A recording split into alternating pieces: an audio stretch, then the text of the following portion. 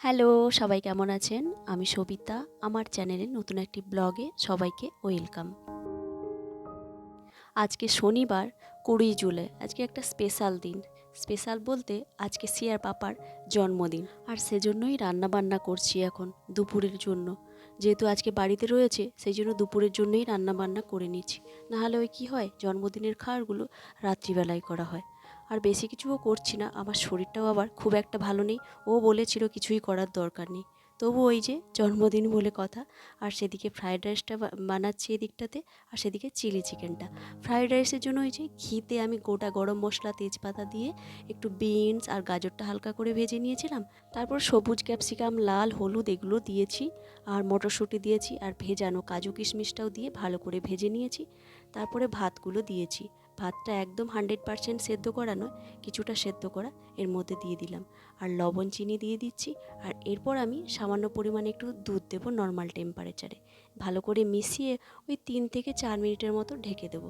এতে টেস্টটা আরও ভালো হয়। এটাও না দিলেও হয়, কিন্তু আমি যখনই বানাই তখনই দিই। তবে ফ্রায়েড রাইসটা আমি অনেক দিন পরেই বানাচ্ছি, কারণ এই চিলি চিকেনের সাথে আবার ফ্রায়েড রাইসটা সবাই খায় বলে আমরাও বানাচ্ছি। আজকে আর প্লেন রাইস বানাবো না, আর বানাবো চিকেন রোস্ট। মাছ বানাবো বলে মাছটাকে আমি ভিজিয়ে রেখেছিলাম। মাছটা আবার সল্টেড, ওটা মানে ড্রাই আর কি, শুটকি মাছ বলতে পারেন। একটা মাছের রেসিপি করব বলে ভিজিয়ে রেখেছি, কিন্তু মনে হচ্ছে সময় হবে না। আমি আজকে একদম রান্না কিন্তু একদম স্লোভাবেই করছি, তাড়াহুড়ো করে করতেই পারছি না। চিলি চিকেন ফ্রায়েড রাইসটা হয়ে গিয়েছে, এদিকে চিকেন রোস্টটা বানাবো। আর চিকেন রোস্টের জন্য ফ্রাইং প্যানে আমি তেল দিয়ে দিয়েছি। আর 4টা লেগ পিসের মতো বানাবো, ওটাকে আমি লবণ আর একটু লাল লঙ্কার গুঁড়ো দিয়ে মাখিয়ে রেখেছিলাম। আর এটাকে একদম কিন্তু ডিপ ফ্রাই করবো না, শক্ত করে নয়, জাস্ট একটু হালকা ওপরটা লাল হবে, এগুলোকে ভেজে তুলে নেব। আর এই যে চিকেন রোস্টটা আমি এটা শিখেছিলাম আমার এক মানে বাংলাদেশি ফ্রেন্ড ছিল, তার কাছ থেকেই শিখেছিলাম। প্রথম আমি ওদের বাড়িতেই খেয়েছিলাম, তারপর থেকে তার কাছ থেকে আমি রান্নার রেসিপিটা জানি।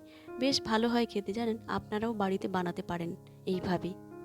তবে একটু আধটু আমি তার থেকে একটু অন্যরকমও বানাচ্ছি, একদম যে হুবহু তার মতো তা নয় কিন্তু। এদিকে চিকেনগুলো ভেজে নিয়েছি, আর যে চিকেন ভাজার তেলটা ছিল সেটাও দিয়েছি। আর তার সাথে কিছুটা ঘি দিলাম, আর গোটা গরম মশলা, তেজপাতা। পেঁয়াজটা এবার ভালো করে ভেজে নেব। একদম যে লাল লাল করে ভাজবো তা নয়, নরম হবে, তারপরে এরপরও পেঁয়াজ বাটাটাও দেবো। আর এখানে আমি জন্মদিনের কিছু গল্প বলি শোনেন। এখানে যখন জন্মদিন হয় না, মানে বিশেষ করে বাচ্চাদের, স্কুল থেকে যখন ইনভিটেশন কার্ড দেয়, শুধু বাচ্চারাই যায় কিন্তু, বড়দের কোনো মানে বড়রা নিয়ে যায় কিন্তু বাইরে ওয়েট করে, আর বাচ্চারাই এনজয় করে, খাওয়া দাওয়া করে, খেলাধুলো করে। আচ্ছা হ্যাঁ, আমি ওখানে আদা আর রসুন বাটাটাও দিয়ে দিলাম। এটাকেও ভালো করে ভেজে নিচ্ছি। তো এই রকম হয়, আমাদের মতো হয় না। আর এই বাটিতে হচ্ছে কাজু, টক দই, কেচাপ, আর কিছুটা ওই মানে শুকনো লঙ্কা বলতে ঝাল লঙ্কা দিইনি, আমি কাশ্মীরি লঙ্কা দিয়েছি, ওটা দিচ্ছি। আর কিছুটা ধনে গুঁড়ো দিচ্ছি। এবার এটাকে ভালো করে আমাকে কষাতে হবে যতক্ষণ না তেলটা ছেড়ে বেরোয়। এই কষানোটাই কিন্তু ভালো টেস্ট আসে। তবে হ্যাঁ, আপনি যদি বেশি করে ঘি বা তেল দিতে পারেন দিতে পারেন, আমি একটু কম করেই দিয়েছি। আর এই যে মশলাটা দিলাম, এটা হচ্ছে গোটা এলাচ, দারচিনি, লবঙ্গ, তার সাথে জায়ফল, জয়িত্রীকে একদম গুঁড়ো করে, ভেজে কিন্তু নয়, একদম এটাকে আমি গুঁড়ো করে নিয়েছি। ওটা দিয়ে ভালো করে কষিয়ে নিয়েছি, তেলগুলো ছেড়ে দিয়েছে। এবার চিকেনটাকে একটু ভালো করে মিশিয়ে নেব। আমি শুনেছি আমার ওই ফ্রেন্ডের কাছ থেকে, ওদের নাকি বিয়ে বাড়ি বা কোনো অনুষ্ঠান বাড়িতে এই চিকেন রোস্ট আর হচ্ছে পোলাও হয় নাকি, এটা মানে হয় বেশিরভাগ সময়। তো ওর কাছ থেকেই আমি কয়েকটা রান্নাও শিখেছি বাংলাদেশের, আর ও আবার আমার কাছ থেকেও কিছু রান্না শিখেছে। এইবার আমি নর্মাল টেম্পারেচার কিছুটা দুধ দিয়ে দিয়েছি, আমি জল দেব না, এটাকে ভালো করে মিশিয়ে লবণ আর কাঁচা লঙ্কা দিয়ে দেবো। এবার ঝালটা আপনার নিজেদের মতোই দেবেন। আমি কাঁচা লঙ্কাটা একটুখানি চিড়ে দিয়ে দিচ্ছি, অবশ্য ঝাল নয়, লঙ্কাগুলো বেশি। তো দিয়ে ঢাকা দিয়ে দেবো ওই 20-25 minute maximum, medium to low ফ্লেমে। দেখতে পাবেন অনেকটাই জল বেরিয়ে গিয়েছে। ব্যাস, এটা ঢাকা দিয়ে আজকের বাইরের ওয়েদারটা দেখুন, একদম কিন্তু রোদ ভালো করে বেরোয়নি, একদম কিন্তু অন্ধকার অন্ধকার রয়েছে পুরোটা। আর আমার আবার এই রকম ওয়েদার একদমই ভালো লাগে না। খুব বৃষ্টি হলেও যেমন প্রতিদিন ভালো লাগে না, আর এইরকম অন্ধকার হয়ে থাকলেও আবার ভালো লাগে না। আর দেখুন এই যে এইগুলো লাগিয়েছি, এদিকটা উল্টো দিকের বারান্দাতে ছিল, এদিকে টব ছিল। সিয়ার হঠাৎ করেই মনে হলো, বাড়িতেই ছিল, কখনো কিন্তু ইউজ করা হয়নি, জাস্ট টবের উপরে লাগানো ছিল।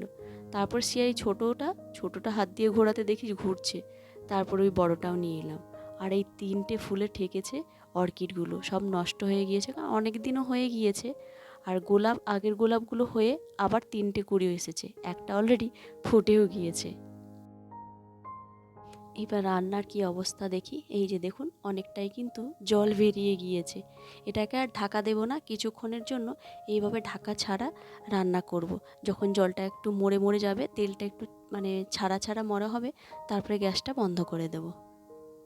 একদম কিন্তু সেদ্ধও হয়ে গিয়েছে ভালোভাবেই। আর লেগ পিসগুলো একদম বেশ ছোটও তা নয়, বেশ বড় বড় সাইজের। এই যে তেল ছেড়ে দিয়েছে, কারিটাও বেশ ভালো হয়েছে। আমি একটু পেঁয়াজ ভাজা রেখেছিলাম মানে বেরেস্তা, সেটা ওপর থেকে ছড়িয়ে দিলাম। আর ঠান্ডা হয়ে গিয়েছিল, এবার প্লেটের মধ্যে আমি সার্ভ করে নিচ্ছি। আর সিয়াকে আবার খুব খিদে পেয়ে গিয়েছে, বলছিলাম একসাথে সবাই খাবো, ওর আবার একদম ধৈর্য নেই, সেই জন্য ওকে আগে দিয়ে দিতে হবে। এই সার্ভিং ট্রেটাতে বেশিরভাগ সময় আমি মাছ সার্ভ করি, তবে আজকে মনে হলো চিকেনটাই দিয়ে দিই, কারণ বেশি তো নয়, এই 4-3 জন খাবো। আর অন্যান্যগুলো না ভেতরে রাখা আছে, আর তাড়াহুড়োর মধ্যে আর ইচ্ছে হচ্ছে না। দেখতে বেশ ভালোই হয়েছে, ওরা টেস্ট ওদের ভালো লাগলেই হবে। তবে মোটামুটি আমি একদম যে খারাপ বানানো হয় তা নয়। আর তার সাথে আমি 5 রকম ভাজাও বানিয়ে নিচ্ছি। এই যে দেখুন, মাছটা আমি ভিজিয়ে রেখেছিলাম চপ বানাবো বলে, কিন্তু সময় আর হলো না, আর চপ বানালাম না। সিয়া খেয়ে নিয়েছে, আর সিয়ার বাবার জন্য আমি একটু সাজিয়ে গুছিয়ে দিচ্ছি। অন্যান্য দিন আমরা সবাই নিজে নিজে নিয়েই খেয়ে নিই, একটু আধটু এত সাজানো গোছানো হয় না। তবে আজকের দিন বলে আমি একটু পিতল থালা হলে ভালো হতো, তবে আমার কাছে পিতল থালা নেই। তবে পরের বারে যখন দেশে যাব ভাবছি আমি কয়েকটা নিয়ে আসব। বিশেষ করে এই জন্মদিন দিনগুলোতে ওইগুলো সাজিয়ে দিলে যতই প্লেটে হোক, ওগুলোতে বেশি ভালো লাগে দেখতে। এই যে এদিকে সিম ভাজা, আলু ভাজা, ঢ্যাঁড়স ভাজা, ব্রকলি আর হচ্ছে ফুলকপি ভাজা দিয়েছি, আর একটু শসা আর টমেটো। চাটনি করলে হতো, তবে শিয়ার পাপার একদম চাটনি পছন্দ নয়, সেই জন্য চাটনি আর দিলাম না। আর বাটিতে একটু চিলি চিকেন উঠিয়ে দিচ্ছি, তবে রোস্টটা ওর মধ্যেই থাকবে, প্লেটে আর জায়গা নেই। সাজানোটা ঠিকঠাক হয়েছে তো বলবেন তো, আমি আবার ভালো করে অতটা সাজিয়ে গুছিয়ে দিতে পারি না। ওকেও দিয়েছি সেম জিনিস, ও শুধু চিলি চিকেনটা খেতে পারেনি ঝাল বলে। যাও পাপার পাশে যাও, কেন যাবে না? কি রাগ করেছে, ওকে একটু সাজিয়ে দেওয়া হয়নি, কারণ এত তাড়াহুড়ো করছে, ওকেও সাজিয়ে দিতাম ওই রকম। তাহলে তার কি হলো বুঝলাম না। তুমি ওইটা একটু টেস্ট করে দেখো, এই যে চিলি চিকেনটা।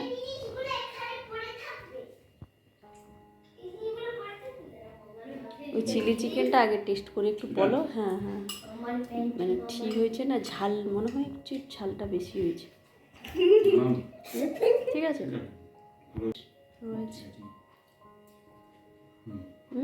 ঠিক আছে, আমিও বসে যেতাম। সিয়ার আগে খাওয়া হয়ে গেছিলো, আমি বলেছিলাম, কিছুতেই সামনে আসছিল না, কারণ ওকে এইভাবে প্লেটে সাজিয়ে দেওয়া হয়নি। আর আমারও জন্মদিনে ও কিন্তু রাগ করে, ওর পাপার জন্মদিনেও সবসময় রাগ করে, কেন জানি না। এদিকে আমিও একসাথে খেতে বসে পড়েছি, অনেকটাই দেরি হয়েছে তো। দুপুরের খাওয়া দাওয়া শেষ করে এই কেকটা বানিয়েছি। কেকটা কেমন হয়েছে বলবেন তো, একটু অন্যরকম করে বানিয়েছি, ভেতরে ক্রিম দিয়েছি আর ওপর থেকে চকলেটে একটু লেয়ারও দিয়েছি। দেখতে খারাপ হয়নি, তবে এই যে দেখতে পাচ্ছেন ডোনাটের মতো, আমি কিন্তু ডোনাটের মতো বানাতে চাইনি, জানি না মাঝখানে গর্তই হয়ে গিয়েছে, দেখতে বেশ ভালোই লাগছে। উপর থেকে স্প্রিঙ্কেল দিয়ে দিয়েছি আর কয়েকটা ব্লুবেরিও দিয়ে দিয়েছি। আর এদিকে সিয়ার পাপা কেক কাটবে বসেও গিয়েছে, মেয়েটা আবার আসছে না, কি হয়েছে, আবার রাগ ভাঙিয়ে মানে নিয়ে আসা হয়েছে। ওই যে ওর পাপা গিয়েছিল ডাকতে, তারপরেই আসছে। সব সময় রাগ করেই বসে থাকে প্রত্যেকের জন্মদিনে। Happy birthday to you, happy birthday to you, happy birthday to you, dear papa happy birthday to you. Happy birthday papa বলো। Thank you very much. Thank you very much. হ্যাঁ ফুদাও Thank you ফুদাও very ফুদাও। much. কে দেবে? আপু সবসময় যে birthday ফুদাও ফুদাও। চলো সে এখানে যখনই আমাদের তিনজনের কারো জন্মদিন হয় ওই ছোট্টবেলাকার ওই পিয়ানোটা নিয়ে আসে আর ওটাই বাজায় আর কি। তবে আমরাও খুশি হই ও কিছু বাজায়। বড় একটাও কিনে দেওয়া হয়েছে, সেটা নিয়ে ওই টেনে টেনে আনা যাবে না বলে সেটা নিয়ে আসে না, এই ছোট্ট দিয়ে বাজায়। আর কেকটা কাটছে, বলছে প্রথমে বলছিল আমি কাটবো না, পাপার জন্মদিন পাপা কাটবে। কিন্তু অন্যান্য সময় কি বলুন তো, যারই জন্মদিন হোক ও কিন্তু কাটার জন্য অতি আগ্রহে এগিয়ে যায়। আজকে এতটা অভিমান হয়ে গিয়েছে, পাপার গালে কিন্তু একটুও চকলেট লাগালো না। কারণ বার্থডে হলেও কিন্তু আগে খাওয়ানোর আগে পাপা বা আমার গালে একটু হলেও চকলেট লাগিয়ে দেয়। তো যাই হোক, আজকে পরের দিকে একদম প্রথমে যতটা রেগে গিয়েছিল, এখন গিয়ে অনেকটা মনটা ঠিক হয়েছে। কেকটা একদম কাছ থেকে দেখাই আপনাদের ভেতরটা কেমন হয়েছে, দেখানোই হয়নি, সেই জন্য ভাবলাম যখন কাটছে তারপরেই আপনাদেরকে দেখাই। ভেতরটা ওই যে দুটো লেয়ারের ক্রিম রয়েছে, তবে ওই যে কাটার সময় একদম মাখা মাখা হয়ে গিয়েছে। যাই হোক, ভিডিওটা এই পর্যন্ত। সবাই ভালো থাকবেন। আর আজকের ভিডিওটা যদি ভালো লাগে প্লিজ লাইক শেয়ার কমেন্ট করে দেবেন। আর আমার যারা আজকে নতুন ভিডিওটি দেখছেন, প্লিজ আমার চ্যানেলটিকে সাবস্ক্রাইব করে আমার পাশে থাকবেন। দেখা হচ্ছে পরের ভিডিওতে। বাই।